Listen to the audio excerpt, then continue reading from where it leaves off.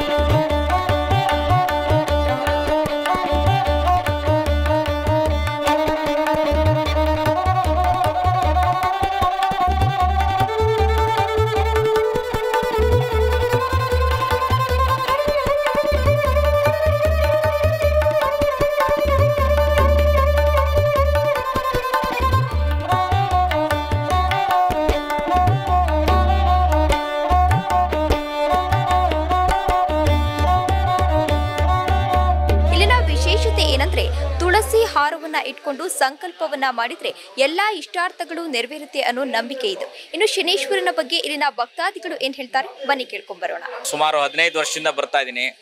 ನಾನು ಅಂದ್ಕೊಂಡಿದ್ದೆಲ್ಲ ಈಡೇರಿದೆ. ನಾನು ಇವತ್ತಿಗೂ ಸಹ ಈ ದೇವ್ರ ಬಗ್ಗೆ ತುಂಬಾ ಭಕ್ತಿ ಇದೆ. ನಾವು ಅಂದ್ಕೊಂಡಿದ್ದೆಲ್ಲ ಈಡೇರ್ತಾ ಇದೆ.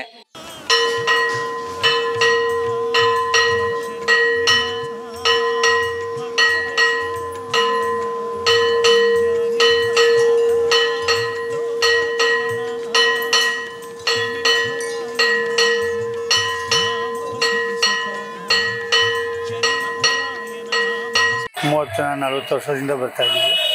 ಇದು ತುಂಬ ಚೆನ್ನಾಗಿದೆ ದೇವಸ್ಥಾನ, ಮಹಿಮೆ ಚೆನ್ನಾಗಿದೆ. ಆದ್ದರಿಂದ ನಾವು ಯಾವಾಗಲೂ ಇಲ್ಲಿಗೆ ಬರ್ತಾ ಇರ್ತೀವಿ. ಆಗಾಗ ಶನಿವಾರನೂ ಬರ್ತೀವಿ, ಬೇರೆ ದಿನಗಳಲ್ಲೂ ಬರ್ತೀವಿ. ಸುಷ್ಮಾ ಅಂತ, ನಾನಿಲ್ಲೇ ನಾಗರಭಾವಿಯಿಂದ ಬಂದಿರೋದು. ಇತ್ತೀಚೆಗೆ ಈ ದೇವಸ್ಥಾನದ ಬಗ್ಗೆ ತಿಳಿದು ಇಲ್ಲಿ ದೇವ್ರಿಗೆ ದರ್ಶನಕ್ಕೆ ಬರ್ತಾ ಇದ್ದೀನಿ. ಒಂದು 3-4 ವಾರಗಳಿಂದ. ತುಂಬ ಚೆನ್ನಾಗಿದೆ ದೇವಸ್ಥಾನ.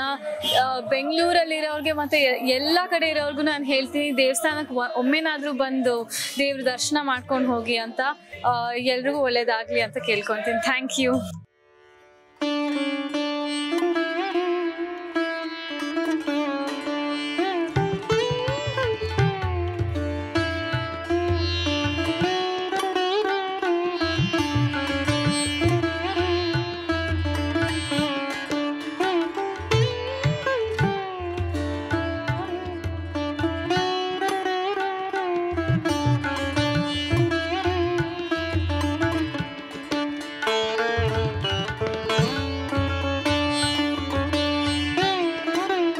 ನನ್ನ ಹೆಸರು ಶಂಕರ್ ಅಂತ ಹೇಳ್ಬಿಟ್ಟು ಒಂದು 30 ವರ್ಷದಿಂದ ನಾವು ಇಲ್ಲಿ ಸ್ವಾಮಿ ಸೇವೆ ಮಾಡ್ತಿದ್ದೀವಿ. ಭಗವಂತ ಏನು ಕೇಳ್ತಾರೋ ಅದು ಕೊಡ್ತಾನೆ ಸ್ವಾಮಿ. ಅದು ಭಗವಂತ ಇದು ಯೋಗಕಾರಕ ಶ್ರೀ ಶನೇಶ್ವರ ಸ್ವಾಮಿ ಅಂತ ಹೇಳ್ಬಿಟ್ಟು ಇದರ ಹೆಸರು. ಎಲ್ಲಿ ನಾವು ಏನೇ ಕಷ್ಟ ಇದನ್ನು ಭಗವಂತರು ಬಂದು ಇಲ್ಲಿ ಸೇವೆ ಮಾಡಿದ್ರೆ ಆ ಭಗವಂತ ಖಂಡಿತ ಇದು ಕೊಡ್ತಾನೆ. ಈ ಸ್ವಾಮಿ ದೇವಸ್ಥಾನಕ್ಕೆ ಸುಮಾರು ವರ್ಷಗಳಿಂದ ಬರ್ತಾ ಇದ್ದೀನಿ. ಸ್ವಾಮಿ ಎಲ್ಲರಿಗೂ ಎಷ್ಟೇ ಕಷ್ಟದಲ್ಲಿದ್ರು ತುಂಬಾ ಒಳ್ಳೇದು ಮಾಡ್ತಾರೆ. ತುಂಬಾ ಶಕ್ತಿಶಾಲಿ ದೇವಸ್ಥಾನ ಇದು. ಆಕ್ಚುಲಿ ಈ ಸುಮಾರು ಬೆಂಗಳೂರು ಸರೌಂಡಿಂಗು ಆಕ್ಚುಲಿ ಯಾವುದೇ ದೇವಸ್ಥಾನ ಈ ತರ ಇಲ್ಲ, ಈ ತರ ಸಿಸ್ಟಮ್ ಇಲ್ಲ. ಆಮೇಲೆ ಇಲ್ಲಿ ಪೂಜೆ ಪುರಸ್ಕಾರ ಇರ್ಬೋದು, ಇವರೆಲ್ಲ ಸಹಕಾರ ಕೊಡೋದು ಎಲ್ಲ ತುಂಬಾ ಒಳ್ಳೇದು. ಸ್ವಾಮಿ ಶಕ್ತಿ ತುಂಬಾ ಅಪಾರವಾಗಿದೆ. ನಮಗೂ ಒಳ್ಳೇದಾಗಿದೆ, ಎಲ್ಲರೂ ಒಳ್ಳೇದಾಗಲಿ. भवतु सर्वेषां स्वस्तिर्भवतु सर्वेषां शान्तिर्भवतु ॐ शान्तिः ॐ शान्तिः ॐ शान्तिः भगवान श्री श्री श्री भगवत की भगवान श्री श्री श्री कांतिप्राण की भगवान श्री श्री श्री कुमार की देवर पावांजलि गोविंद संरक्षण तब भगवते श्री आदित्यादि नवग्रह योगकारक वरदाश्रित श्री शनि महादेवाय नमो नमः. ಈ ಸನ್ನಿಧಿ ಸುಮಾರು 75-80 ವರ್ಷದ 46 ಇರಬಹುದು ಅಂತ ಕಾಣುತ್ತೆ. 46ರಲ್ಲಿ ವರದಾಶ್ವತ ಅಂತ ಶನೇಶ್ವರ ಸ್ವಾಮಿಯ ಒಂದು ಅಶ್ವತ್ಥಕಟ್ಟೆ ಮಾಡಿ ಅಲ್ಲಿ ಗಣಪತಿಯನ್ನು ಪ್ರತಿಷ್ಠಾಪನೆ ಮಾಡಿರ್ತಾರೆ. ಈ ಒಂದು ಸ್ವಾಮಿಯ ಒಂದು ಸನ್ನಿಧಿಯಲ್ಲಿ ಸ್ವಾಮಿಯ ಸೇವೆ ಮಾಡಿ ಹೇಳಿಕೊಡ್ತಾ ಇದ್ದೀನಪ್ಪ ಒಳ್ಳೇದು ಮಾಡು ಅಂತ ಹೇಳಿ ಸ್ವಾಮಿಗೆ ಎಳ್ಳು ದಾನವನ್ನು ಕೊಟ್ಟು ಎಳ್ಳು ಬತ್ತಿಯನ್ನು ಒಂದು 3 ಸಾರಿ ಅವರಿಗೆ ನಿಲ್ಲಿಸ್ಕೊಂಡು ಸರ್ವ ಪಾಪ ಸರ್ವದೋಷ ಸರ್ವ ಕಷ್ಟ ಎಲ್ಲ ಪರಿಹಾರ ಮಾಡಪ್ಪ ಅಂತ ಸ್ವಾಮಿ ಬೇಡಿಕೊಂಡ್ರೆ ಎಲ್ಲ ಸ್ವಾಮಿಯ ಒಂದು ಅನುಗ್ರಹ ಸಿಗುತ್ತೆ. ಎಲ್ಲರೂ ಬಂದು ಆ ಸ್ವಾಮಿಯ ಕೃಪೆಗೆ ಪ್ರಾರ್ಥನೆಯಾಗಬೇಕು ಅಂತ ಈ ಮೂಲಕ ತಮ್ಮಲ್ಲಿ ಭಕ್ತಿಪೂರ್ವಕವಾಗಿ ವಿನಂತಿಸಿಕೊಳ್ಳುತ್ತೇವೆ. ಓ ಸರ್ವೇ ಜನ ಸುಖಿನೋ ಭವಂತು, ಸಮಸ್ತ ಸನ್ಮಂಗಳಾನಿ ಭವಂತು.